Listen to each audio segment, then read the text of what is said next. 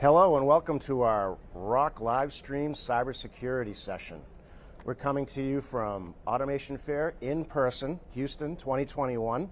My name is Mark Cristiano and I'm the Global Commercial Director for Rockwell's Lifecycle Services business, focusing on cybersecurity, network infrastructure, and managed services. With me is Wes Sylvester from Cisco and Gilad Regev from Claroty. Welcome, guys. Thanks for having us. So while we're having this session, I'd like to have everyone tell us, what are your top cybersecurity challenges? Where are you in your cybersecurity maturity? We'd really like to hear from you, and thank you for joining everybody. So guys, look, cybersecurity is constantly in the news these days, right? You can't open a newspaper or see a news report without hearing some type of a breach, data leaks, things like that. You know, we had a great session yesterday where we talked about some of our top ones. I mentioned that, from my perspective, ransomware is at the top of mind, right? It's increasing in sophistication, financial impact, production loss, and in these days of supply chain issues, it's highly impactful, right? So we talked a little bit about that. We talked about patching old systems in OT and the fact that disparate systems are out there. It's a huge challenge for our customers, right? And then the last thing I talked about is phishing, right? Where an email may come in from, it looks like a potential, like a leader of a company asking for financial information, HR information. These are serious, threats that our customers have to think about on a daily basis. Right. We talked about a bunch of them, but I guess from your perspective, Wes, what are some of the other ones that were top of mind for you? Yeah, legacy systems is clearly one, and you hit on that, but I'll hit on a couple more. One is remote access. And in the time we live in, everyone historically has had remote access, maybe to things like email or maybe an internal corporate HR network to change your benefits. Right.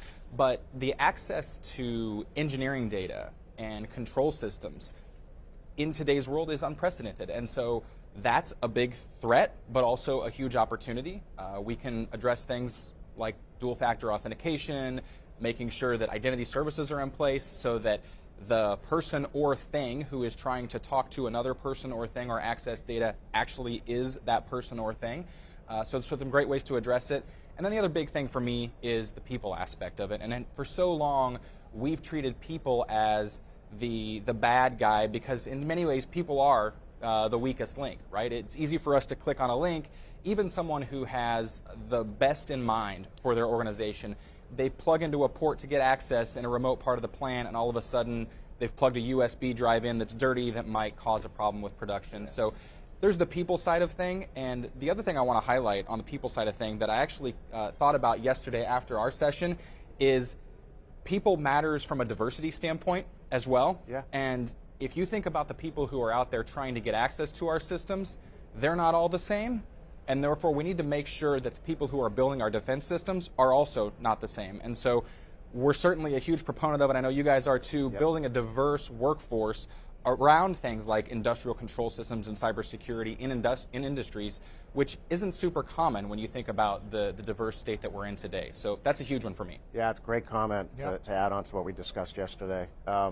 A couple others I guess we talked about yesterday as well is this notion of traffic segmentation. People don't think of the segmenting network traffic as a function of cybersecurity hygiene. It's basically the starting point, right, guys? I mean, you have to start there because traffic needs to go only where it needs to go. I thought that was a pretty significant one as well. Powerful. Yep. So thanks, Wes. I appreciate that. And also, I want to remind everybody at Automation Fair at 1 o'clock, we'll be having a more in-depth discussion on this for about an hour. And we'd love people to come in person and ask questions and interact with us.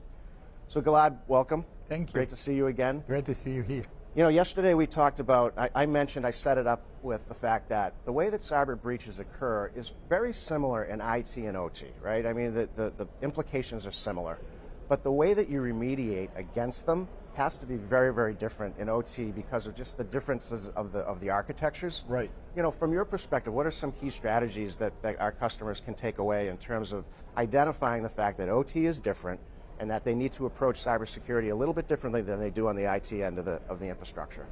So I think in general, once again, just like you mentioned, there are a lot of commonalities, but there are also a lot of differences. Yeah. I mean, While in IT, you can take one of your web servers because you have, load balancers, and you can just patch it and then bring it back to production. You cannot stop your production line at the moment you have a vulnerability and just patch it, right? So we need to have more, I would say, out-of-the-box kind of solutions to remediate threats and vulnerabilities. We were talking about segmentation. Segmentation could be very, very good way, for instance, to protect your networks. I mean, if your PLC, for instance, your Rockwell PLC connects to your Rockwell HMI, you don't need to see anything else going between these two devices, right? We know what the traffic is, so we can segment and micro-segment those traffics. So this is a good, practice on how to remediate threats between IT and OT. But it then goes also to people and processes. We need to remember that OT guys are focused on processes where IT people are more focused on assets. Right. And this whole change gives you different perspective of how to protect your network and how to protect your process, because this is the asset, not the specific PLC, versus the database in IT side. I hope it makes sense. It does, absolutely. And if you're just joining us, we're here live from Rockwell Automation's Automation Fair talking about cybersecurity threats. One last topic that I thought was really impactful yesterday, Gilad, was we talked about where do you start, what's kind of the blocking and tackling, and we talked about asset identification. You can't protect what you can't see, right guys? Right. Segmentation, just the basic things. I really liked what you were talking about yesterday in terms of how do you prioritize what you do.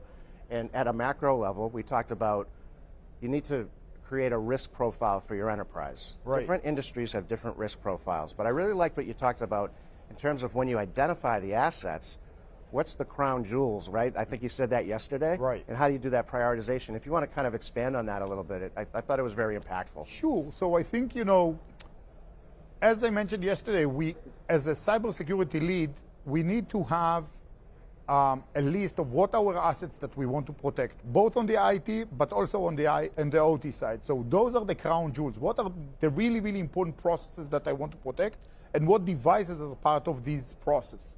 These are the crown jewels that I was talking about yesterday. These are the threats. When we have a threat or a vulnerability around these assets, these are the ones that I need to pursue first. So, I think relatively easy, and going to your question, where do we start? Yeah. I think that the very first thing, as we mentioned yesterday, do an asset inventory. Right. And as part of this asset inventory, identify your crown jewels. Yeah. That's the very first step that I would go through. And everything, just like we said yesterday, everything you will do beyond that would be just great. Yeah. Just do something. Exactly. Do something, right, guys? We talked about that yesterday. Don't get paralyzed trying to create the perfect plan. Get going. You need to do something. I guess I'll just close it out with the one last thing we talked about yesterday is how do you organize yourself, right? Right. We talked about leadership. You need leadership sponsorship, top-down driving. You need a strong IT and OT team that collaborates on implementation roles and responsibilities, configuration, and managed services day two, right? Those are kind of the biggest blocks that we talked about, right? So I think it was a great session. I think we've had really great dialogue on this, right? And I want to remind everybody that we will be recording this session. It'll be available on the Automation Fair virtual experience as well. So with that, I want to thank you, Wes. Thank you. And I want to thank you, Gilad. Thank you, This Mark. has been a great dialogue, and I hope it's helping our customers to get through the challenges that they have with cybersecurity. And I want to thank you all. Once again, this is Mark Cristiano coming live from Automation Fair 2021 in person. And I want to say that thank you all for joining, and we welcome your feedback and comments. And at this point, we're going to see a short video from Cisco. So once again, thanks, guys, and thank you all. In an era of transformation, you're seeking to innovate with certainty. You need solutions that drive agility, streamline operations, and reduce downtime. To make it happen, Cisco is your partner in operational connectivity and collaboration, and security is built into everything we do. In partnership with Rockwell, we're uniquely positioned to understand IT and OT and deliver their convergence.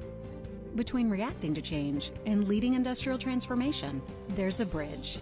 Cisco, the bridge to possible.